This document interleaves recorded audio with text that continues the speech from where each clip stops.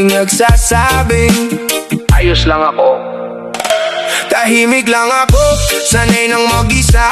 Pit-pit ang problema kahit mabigat nga pala. Kapag may kailangan, biglang naaalala. Pero pag ako naman parang wala lang halaga.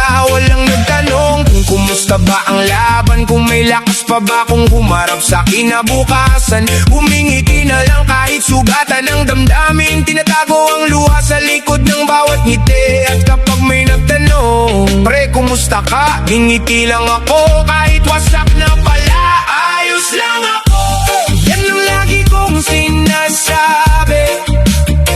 Kahit unti-unti nang nauubos ang sarili. Ayos lang ako, kahit ang puso'y napapagod na.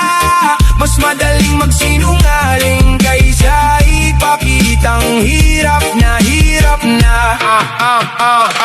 Hindi mo makikita sa mukha ang dinadala. Sanay nang magpuble kahit magulo ang eksena. Ako ang unang takbo kapag may problema ka. Pero bakit kapag ako wala ni isang kumakatok na? Laging online pero walang nangangamusta. Notification lang kapag may pabor na gustong ipagawa. Nakakapagod ding maging matatag sa mata nila. Kasi walang nakakaalam kung ilang gabi akong gising na. Paulit-ulit ang salitang ayos lang. Kahit ang dibdib ko'y gusto nang sumigaw. Hindi dahil matapang kundi wala lang malapitan. Kaya sariling balikat ang lagi kong sandalan. Balang araw sana may magtanong din ng totoo. Hindi dahil may kailangan kundi dahil mahalaga ako.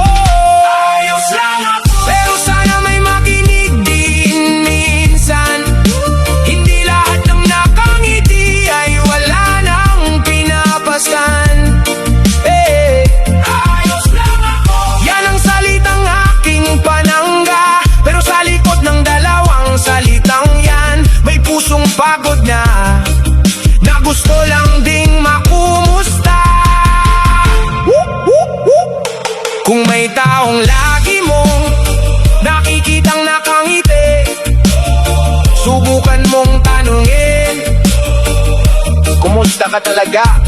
Minsan, yun lang ang hinihintay niyang marinig.